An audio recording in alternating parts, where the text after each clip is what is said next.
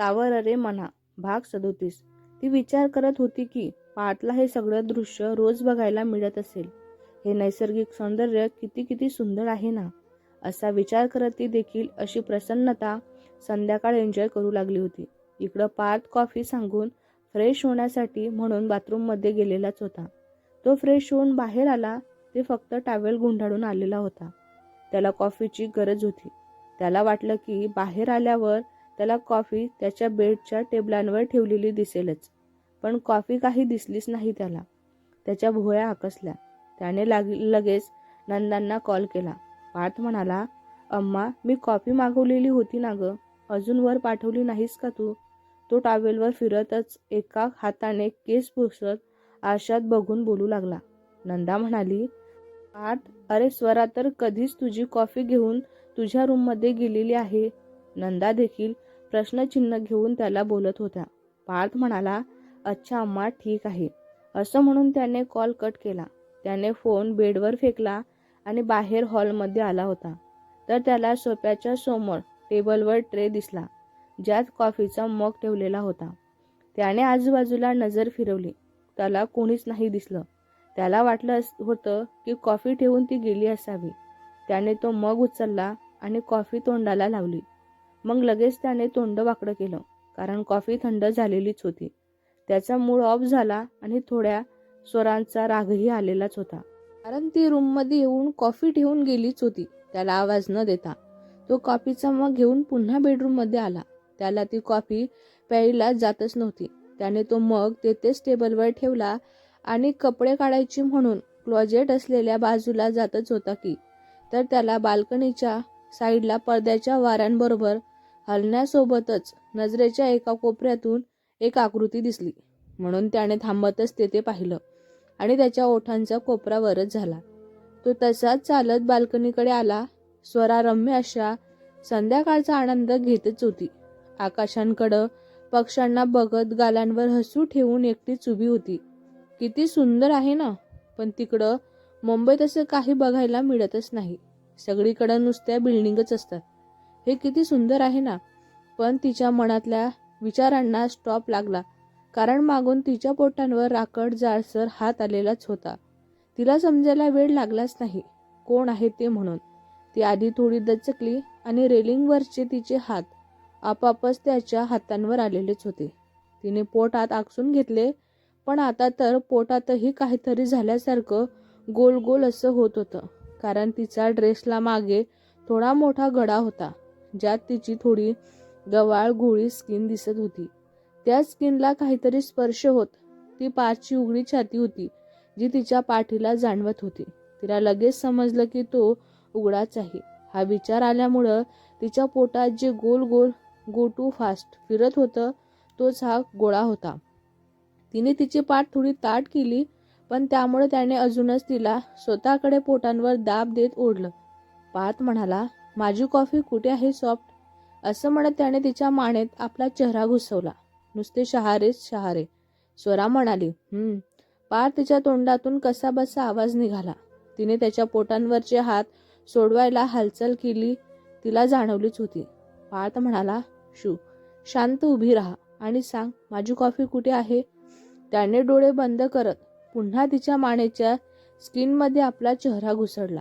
तोही कृती करत असल्याने तिला आता बोलायला देखील होत नव्हतं, पण त्याला उत्तर देणं भागच होतं. स्वरा म्हणाली, ते बाहेर ठेवलेली आहे. तिने आपली मान थोडी तिरकी करत बोलतच त्याच्या चेहऱ्यांकडे पाहिलं होतं. त्याचे डोळे बंद होते आणि तो जास्तच खाली वाकल्याचं तिला जाणवलेलंच होतं. थोडक्यातच काय, आपण त्यांच्या उंचीपेक्षा किती लहान आहोत हे तिला तेव्हा समजून आलेलं होतं. तिने मान तिरकी केल्याने त्याला आयती संधी मिळालेलीच होती. त्या संधीचा फायदा घेत त्याने त्याचे ओठ तिच्या गालांवर ठेवले आणि थोडं किस केलं. त्याच्या या कृतीने आता ही डोळे मोठे करून मान तिरकी करत त्याच्या डोळ्यात बघू लागली होती. तिचे असे भाव पाहून तो गालात हसत होता. त्याला हसताना पाहून तिचे मोठे डोळे आता बारीक झाले होते. तिला जाणवलेलंच होतं की पाठची पोटांवरची पक्कड ढिली झालेली आहे. तिने देखील हिंमत दाखवतच पटकन त्याच्या पोटांवरचे हात काढले आणि त्याच्या बाजूने पळ काढले की पुन्हा स्प्रिंगसारखी त्याच्या हाताच्या विळखळ्यात रिटर्न होत अडकलेलीच होती. पण यावेळी सरळ सोमरून त्याच्या उघड्या छातींवर त्याने तिचे पुन्हा कमरेंवरची पकड घट्ट केली आणि सरळ तिला उचललं. त्याला वाकायला जात नव्हतं म्हणून त्याने सहज केलेली ही कृती होती. आता तिच्या पायांची बोटं फक्त जमिनीला टेकलेलीच होती, बाकी टाच तर वरच होती. स्वरा म्हणाली, पार्थ, असं म्हणत तिने तक्रार करत मान हलवलीच. पार्थ म्हणाला, माझी कॉफी तुझ्यामुळे थंडी झालेली आहे ना, त्याची पनिशमेंट तर तुला मिळायलाच हवी ना. त्याने तिच्या नकाराला दुर्लक्ष करत म्हणाला होता. त्याने असं म्हणताच ती आता बाकी सगळं विसरून राग दाखवत फुगली होती. स्वरा म्हणाली, हे बघा, मी कॉफी आणलेली होती वेळेमध्ये, पण तुम्ही मला दिसलेच नव्हते. वर इतकी मोठी खोली करून ठेवलेली आहे की किती वेळ मी शोधलं तुम्हाला. मी म्हणते, काय गरज आहे एकट्यांसाठी इतकी मोठी खोली करायची. ती सरळ त्याच्या एका बाजूला छातींवर एक हात ठेवून दुसऱ्या हातांच्या बोटांनी कंप्लेंट केल्यासारखी बोलत होती. तिच्या या बोलण्याने तिला असंच ऐकत राहावंसं त्याला वाटत होतं, पण तो शातीरच होता. त्याला तिला अजून त्रास द्यावा हे सुचलंच. मग काय, साहेबांनी सरळ तिच्या मागच्या बाजूने दाब देत तिने दोन्ही पाय पकडले आणि स्वतःच्या दोन्ही बाजूने कमरेंवर ठेवले. त्याच्या या कृतीने ती घाबरलीच आणि पडू नये म्हणून स्वतःचा तोल सावरण्यासाठी त्याच्या गळ्यात हात गुंफले. स्वरा म्हणाली, पार्थ, तुम्ही काय करताय? खाली उतरा मला.